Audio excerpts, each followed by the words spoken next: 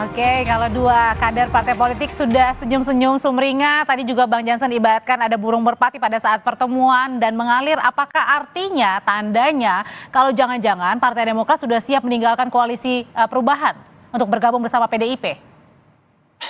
Kalau soal koalisi saya kira tegas tadi disampaikan Mas Ahaye ya. Mbak Puan juga sepenuhnya paham begitu kalau posisi Partai Demokrat sampai per hari ini masih di koalisi perubahan. Itu dia.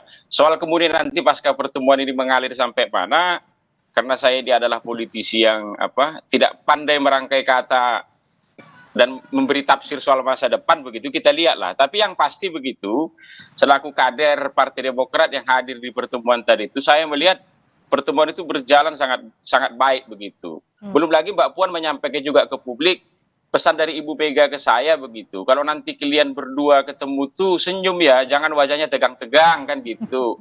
Mas Ahaye juga sebelum pertemuan ini pertemuan hari ini kemarin nyekar juga ke makam Ibu Ani begitu. Dan itu juga tadi diceritakan kalau makam Ibu Ani itu memang sangat dekat dengan makam Pak Taufik Kemas, sang tokoh atau bapak rekonsiliasi di PDIP begitulah dia. Jadi Indonesia ini jadi sejuk lah kalau PDIP dan Demokrat ini bertemu begitu.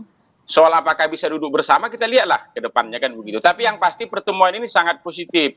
Mendidik rakyat di luar sana begitu ya. Bahwa komunikasi itu kadang bukan hanya dengan kawan saja. Bahkan dalam tanda kutip dengan lawan pun yang selama ini dipersepsikan dingin begitu. Itu bisa dilakukan untuk mencairkan suasana, membuat semakin sejuk. Kalau istilah Mas Ahaye tadi itu oase lah.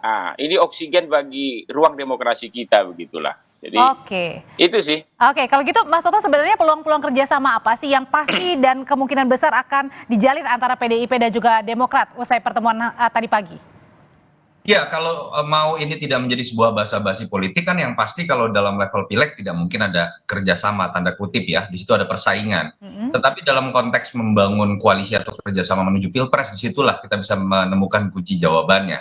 Pertanyaannya adalah apakah mungkin? Saya pikir begini, kalau berbicara mengenai pertemuan hari ini dilihat dari sisi koalisi capres-cawapres, memang kedua-duanya akan diuntungkan. Pertama, kalau kita bicara PDI Perjuangan, yang sering dikritik itu adalah kesan menunggu, tidak proaktif, bahkan ada yang menggunakan bahasa angkuh atau arogan. Tapi dengan pertemuan yang tanda kutip tadinya dilihat pasti akan tidak pernah terjadi, saya pikir ini minimal menunjukkan wajah baru dari PDI Perjuangan yang lebih cair.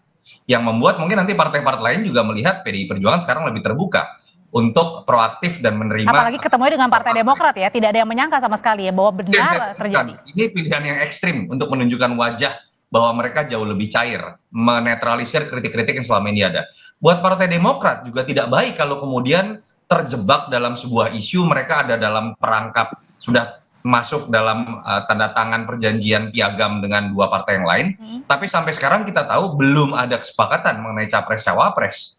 Padahal sudah dari 3 Oktober Anies Baswedan misalnya dimunculkan, apalagi isu yang kemudian berhembus bahwa AHY kok tidak kemudian diiyakan begitu ya, entah oleh Nasdem, entah oleh Anies Baswedan untuk menjadi cawapres. Kehadiran Demokrat bertemu dengan musuh politiknya juga ini sebuah pertunjukan yang ekstrim yang menunjukkan bahwa Demokrat tidak hanya bergantung pada satu koalisi, Demokrat tetap akan berpikir mengenai jalan terbaik buat Mas AHY-nya dan buat Partai Demokrat. Jadi kedua-duanya ini bisa menambah bargaining position. Nah, kalau peluang apakah Mas AHY bisa menjadi wakil dari Ganjar Pranowo, saya pikir pasti akan menunggu terlebih dahulu partai yang final masuk dalam barisan Ganjar Pranowo. Tapi kalau misalnya dalam konteks ya, sama-sama pun tidak akan memberikan jatah cawapres misalnya kepada Mas AHY.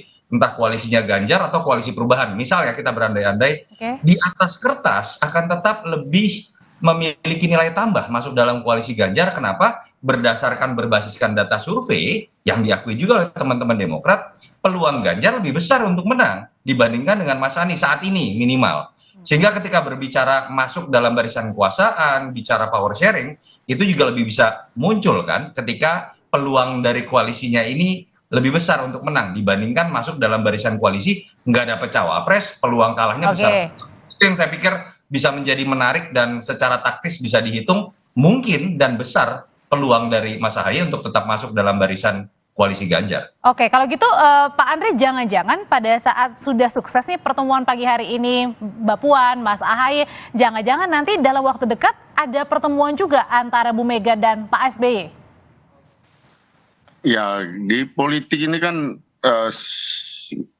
membuka ruang kemungkinan-kemungkinan itu adalah tugas dari ya kita yang lebih muda, yang kita yang membackup, membantu untuk para senior, para ketua-ketua umum ini gitu. Dan dari aspek ini kan apa yang dilakukan oleh Mbak Puan dan Mas Ahaye tadi adalah ya membuka ruang-ruang pembicaraan itu gitu. Karena di samping kita bicara bukan hanya soal pilpres dan capres-capresan ke depan, tapi tadi juga dengan Mas Ahaye sebelum Mbak Puan datang kami juga ngobrol beberapa hal yang berkaitan dengan agenda-agenda politik yang perlu dikerjakan secara bersama, berkaitan dengan partai politik, undang-undang partai politik, berkaitan dengan undang-undang pemilu ke depan, yang antara partai politik harus mempunyai pandangan yang sama sehingga kita ya membangun demokrasi Indonesia dengan ya soal sistem pemilu sesuai dengan demokrasi Pancasila yang kita kendaki. Jadi bukan hanya soal pilpres, bukan hanya soal capres dan bacapres, tapi juga beberapa agenda-agenda yang kurang lebih ke depan bisa kita mempunyai pandangan yang sama untuk bekerja sama. Oke, kalau gitu Bang Jansen, untuk pertemuan hari ini, apakah ini juga bisa disebut warning dari Partai Demokrat? Karena kan Koalisi Perubahan, Pak Anies belum mengumumkan nama bacawa presnya. Apakah ini juga warning yang diberikan sinyalnya dari Demokrat kepada Koalisi Perubahan? Oh, nggak ada warning. Kalau soal kalimat evaluasi itu kan sudah jauh-jauh hari kita sampaikan, bahkan sebelum tawaran pertemuan ini ada kan. Jadi tidak ada warning kalau itu, karena dia di piagam kerjasama. Jadi nggak ada berhubungan ya berarti ya antara pertemuan hari ini dengan koalisi ya?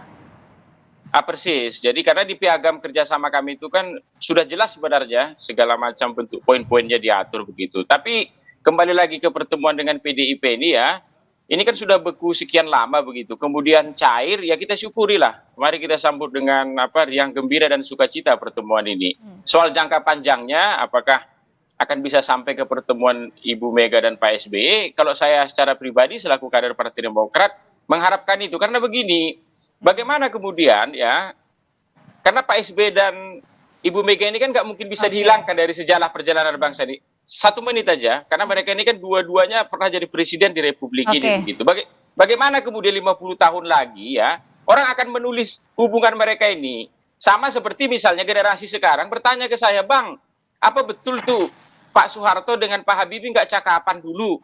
Itu dia, karena mereka sekarang ini, ya generasi sekarang ini nggak tahu kenapa kok itu bisa terjadi begitu. Jadi kalau saya pribadi begitu, selaku orang yang sudah 15 tahun ikut Pak SBY, sangat berharap sebenarnya Ibu Mega dan Pak SBY itu bisa bertemu begitu. Dan ini pelan-pelan sudah terjawab di pagi hari ini ya Bang Jansen ya. Oke. Tapi itu untuk jangka panjangnya lah kan gitu dia. Jangka pendek ini kita nikmati aja dulu ini dengan gembira dan sukacita.